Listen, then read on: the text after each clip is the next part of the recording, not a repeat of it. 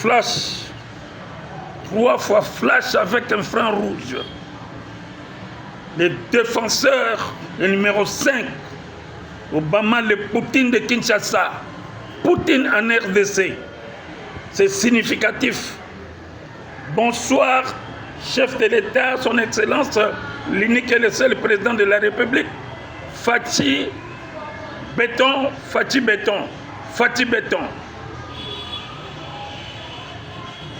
L'unique et le seul chef de l'État. Voilà. Peuple congolais, chers compatriotes, je m'explique. Toujours dans la vision du chef de l'État, pour défendre cette vision, nous les Poutine, donc moi, Poutine de Kinshasa, l'homme qui n'a pas peur, qui que vous soyez, moi je n'ai pas peur de vous. Je vais vous dénoncer comme je le fais avec l'infrarouge et je vais vous tacler et vous ne me couperez même pas la tête.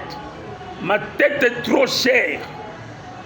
Tu ne sauras même pas couper ma tête. Il faut demander Kassongo Silvano, le général Dessi qui nous a décidé, qui nous a laissé le Koulouna ici, qui est un spoliateur de maison, qui est un sanguinaire qui a tué ma mère et qui m'a tué moi aussi à la cité de Oya.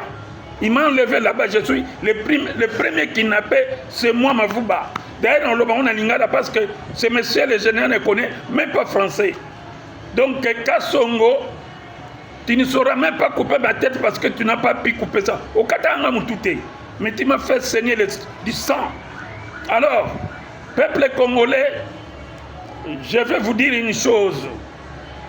Que nos ennemis, Batunabiso, Banguna Nabiso, O Batoni na Kinshasa, ils ont l'armée, ils ont la police, ils ont la WAPI na institution, Sénat, l'Assemblée générale, l'Assemblée nationale. Hein?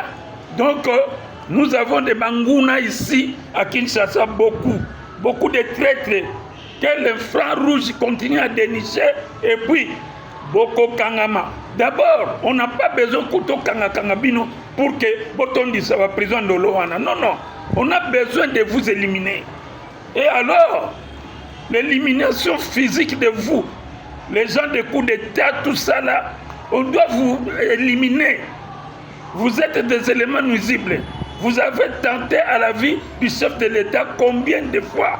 Et vous êtes des traîtres, vous continuez vos histoires là. Donc, il y a une décision qui va tomber. Moi, je pense que le président de la République n'est pas dupe. Il connaît ce qu'il est en train de faire. Peuple congolais, soyez calme. Et toi, dans la cima, chef de l'État, toi, appuyer, chef de l'État, on a changé, chers compatriotes, peuple congolais, quinoises et quinoises, parce que le chef a parlé. Bolanda qui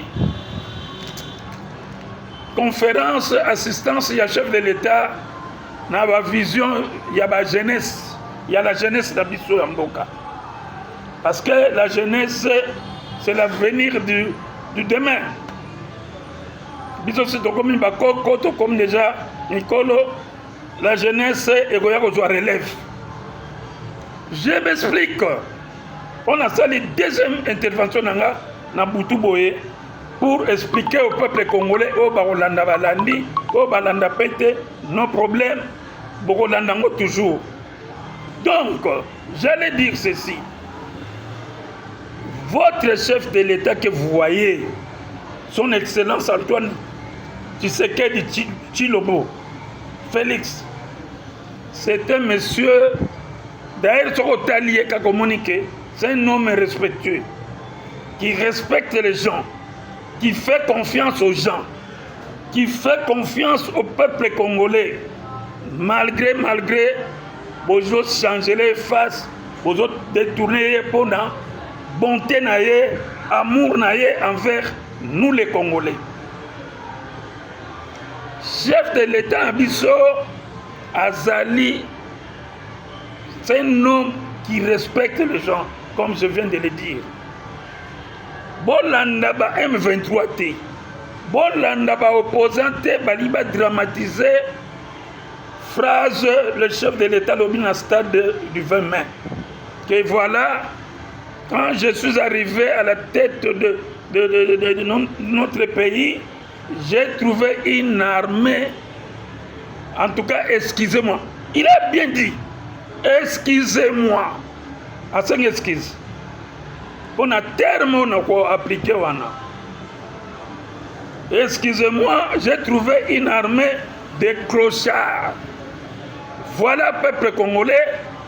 Naouti Goyoka. Naouti Ozo info. Il y a des massassi et Betty Nakanluka à cause du président soi-disant opposant M23 baza ba rebelle coup de tête ko benga bango ba bandi ba voyou ba sanguinaire baza na Kinshasa balingi ba dramatiser ngo ba memango eloko moko boye comme un gire chef de l'État fingi congolais té a fini militaire té. Il a beaucoup de respect envers des militaires. Boltanga na ba dictionnaire na bino bokomona mo clochard nyo banini. Clochard nyo bateke bandi rebelle sokini non. Il a trouvé une armée de clochards. Fait dire ayeko kuta armée moko eza vraiment déchiquetée, c'est-à-dire détruite. Bazana uniforme te bino momona inatanga Kabila ya Kanambe wana Kanamba bana ko somla basoda uniforme ata to joka bana mura exemple bana mura bikota rouge wana ti lelo bana mura ba changer te et ça qui période moko mulai à peu près 2 à 3 ans bazaka na bateni wana Kanambe il était venu pour détruire l'armée congolaise et c'est ce qu'il a fait. A injecté par Rwandais bele kuna armée na biso boye biango donc ba soda baza ko entraînement na bango ba sala ngona ba njete na mapapa baza na ba botte salaire eza normalité mais président a ne finga soda congolais clochard c'est-à-dire bazala qui bien et que bakomi ba clochard non à partir ya bateni à partir ya salaire ezaki bien te les soldats étaient négligés ba wese ezate na bakan école ezate ba hôpitaux ezate armée moko affaibli na ba dimension nyonso na ba structure nyonso tozali na armée te. Il faut balanda ba konziwana bomoni te ba généraux ebelebele ba toneli biswa ba 500 généraux ba officiers na ba colonels 500 mais pourquoi nombre wana parce que bazali kolanda ba pesa bango ba grade alors ba grade wana ezalaki moyennant et puis Kanambe savait que atika nombre ebele wana na armée pour notre désordre de Moutou remplacer qui est le président Félix. Il y a un président a utilisé Moana. Hein? Qualification non. En tout cas, armée Zaki, il y a pas crochat. Kolanda ba Kabila, Kolanda ba Janeti, pose ou péter. Or, il faut qu'il y ait une formation, pose ou péter. Mais yo, aux Hollanda, pose ou péter aux Hollanda. Ba Jeannette Kabila, ba Olive wana, ba lobela ba peso peto comme général sans formation. Bomoni mutamu kuse wana oyo civil sous ce civil là. Botala parcours nae. Ce n'est même pas un militaire à sa formation de l'autre côté mutabana côté Kanguba. Hein? Nguba n'a pas produit mon bana ko kinegoteka. Il est devenu général comment? À côté Croix Rouge allez bakeko itimuna ba ora bato bino fuka batukuna zo oro na ya kotike pa Kabila nda commissaire général sans formation ni eloko tala ka bataya bato ngona mukusa loko la général Kasongozi Silvano oyo hein spoliateur ndako na ngai tuera bomela nga bato misatu na kata libota na nga pona ndako kaka